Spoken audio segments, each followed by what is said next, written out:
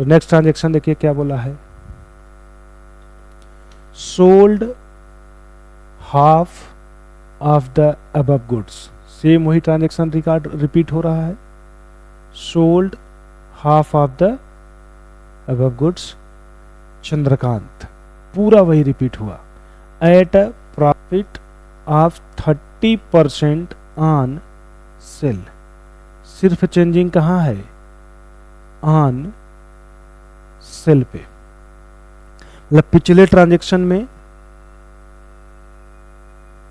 On caste लिखा था और यहां सिर्फ क्या लग गया, ऑन सेल लग गया।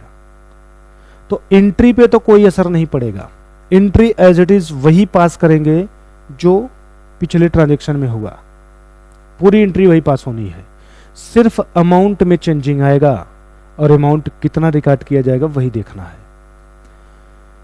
तो ध्यान रखिएगा, कभी भी सेल्स वैल्यू अगर आपको निकालना हो तो हमेशा कास्ट में प्रॉफिट को जोड़ते हैं तो सेल्स आता है। और दूसरा, अगर वही लॉस पे सेल किया गया तब कास्ट में से लॉस को माइनस करते हैं तो सेल्स आता है। तो ये ट्रांजैक्शन अगर हम देखें तो प्रॉफिट की बात कर रहा है, तो इसका मतलब इसके लिए ये फार्मूला अप्लाई करेगा, ये नहीं करेगा। आपने जो सेल किया है गुड्स, उसकी कास्ट 15,000 है, प्रॉफिट कितना जोड़ा जाए यही आपको निकालना है। तो आप बगल में निकालेंगे प्रॉफिट इक्वल टू, क्या बोला है, तो प्रॉफिट करा है 30% ऑन सेल्स। अब सोचिए, हमारे क्वेश्चन में सेल्स वैल्यू दिया ही नहीं है, क्योंकि आपको पता है हाफ गुड्स सोल्ड किया जा रहा है, तो जो गुड्स परचेज किया गया था वो 30,000 में किया गया था, उसका हाफ निकालेंगे तो 15,000 आएगा। तो ये 15,000 तो कास्ट है, अगर वो कास्ट पे 13% ऑन कास्ट जैसा पीछे बोला था तो सीधा हमने 15,000 का 30% निकाल दिया था। यहां पे बोल रहा है कि वो 30% कास्ट नहीं बल्कि क्या है, सेल है। तो ऐसे केस में हमें क्या करना पड़ेगा, जब हमारे क्वेश्चन में कास्ट दिया है सेल नहीं दिया है, तो इस परसेंटेज को भी कन्वर्ट करके ले आना पड़ेगा किस पे, कास्ट पे। किस पे ले आना पड़ेगा, कास्ट पे। तो 30% ऑन सेल को आगे हम लोग ऐसे लिख सकते हैं 30/100, 30/100। ऊपर वाला जो है वो प्रॉफिट का परसेंटेज है और नीचे वाला जो है ये सेल है। ये क्या है, सेल है। आप सबको पता है कि कास्ट में प्रॉफिट जुड़ता है तो क्या पता चलता है, सेल। और हमें ये परसेंटेज ले किस पे जाना है, ऑन कास्ट। तो अगर इस सेल्स से हम प्रॉफिट को क्या कर दें, माइनस कर दें, तो कहां पहुंच जाएंगे, कास्ट पे।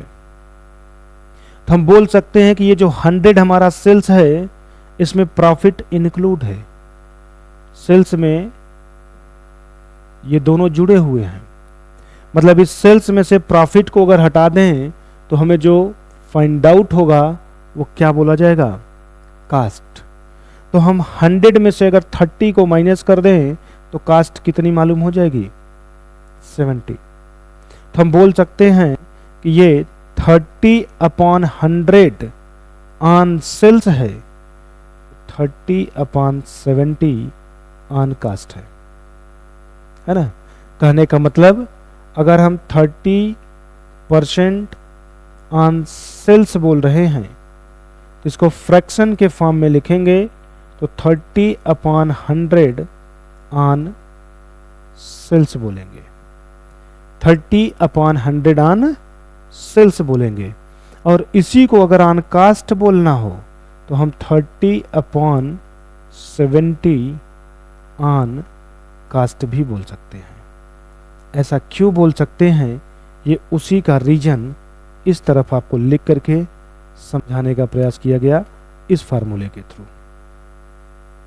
तो हम 30/100 ऑन सेल्स को 30/70 ऑन कास्ट बोल सकते हैं। तो ऐसे केस में हम प्रॉफिट कितना अगर ये निकालना चाह रहे हैं तो हम इजीली कैसे निकाल लेंगे, पहले इसको आप कॉपी पे लिख लीजिए, फिर आपको प्रॉफिट दिखाते हैं कि आप डायरेक्ट कैसे निकाल दीजिए। तो आप क्या करेंगे, लिखेंगे 30% profit equal to 30% on sales या 30/100 ऑन सेल्स। ऐसे लिख के एरो लगा के converted into cost 30/70 on cast.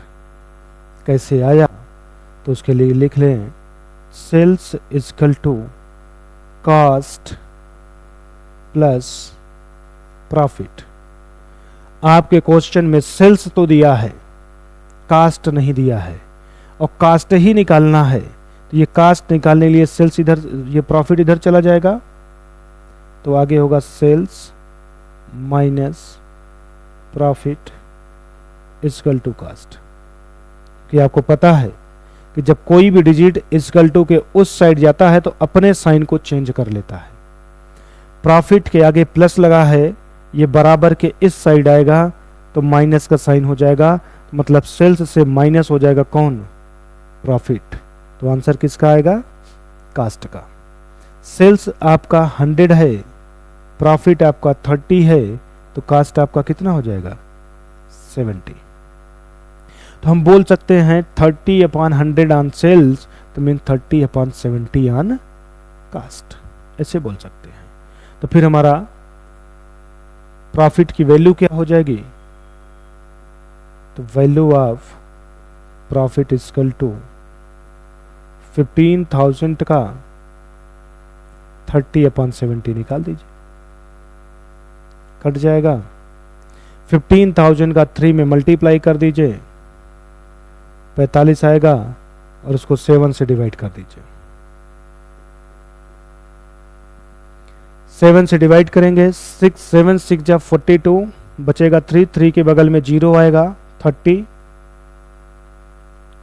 तो 7 4 जा 28, बचेगा 2, बगल में 0 आएगा 20, 7 2 जा 14, बचेगा 6, फिर 0 आएगा 60 हो जाएगा, 7 8 जा 56, ऐसे करते जाएंगे। तो हम राउंड फिगर 6428 प्रॉफिट ले लेते हैं कि इतनी प्रॉफिट आ जाएगी। अब आपकी जो कास्ट है वो 15,000 है, उसी में ये प्रॉफिट जोड़ दीजिए। कास्ट 15,000, उस कास्ट में ये प्रॉफिट ऐड कर दीजिए, जो वैल्यू आएगी वो हमारी सेल्स वैल्यू हो जाएगी, मतलब उसी से हम लोग ट्रांजैक्शन को रिकॉर्ड कर देंगे। तो इस ट्रांजैक्शन की जर्नल एंट्री जब पास करेंगे तो सेम पिछले वाले ट्रांजैक्शन वाली जो जर्नल एंट्री थी वही एंट्री पास करेंगे, बस अमाउंट कितना रिकॉर्ड करेंगे 21,428 रुपीज़। क्यों पास करेंगे उसका रीजन यहाँ लिख करके समझा दिया गया, इसी बेस पे आप नोट करके रखे रहिएगा। आगे भी इस टाइप के अगर ट्रांजैक्शन मिले तो इसी तरीके से आप उसको पास कर लीजिएगा। तो इस तरीके से ये हमारा ट्रांजैक्शन रिकॉर्ड हो गया। इसको आप लोग नोट करिए। फिर आगे कौन से ट्रांजैक्शंस हमें सीखना है जर्नल एंट्री में रिकॉर्ड करने के लिए, उसकी बात करते हैं।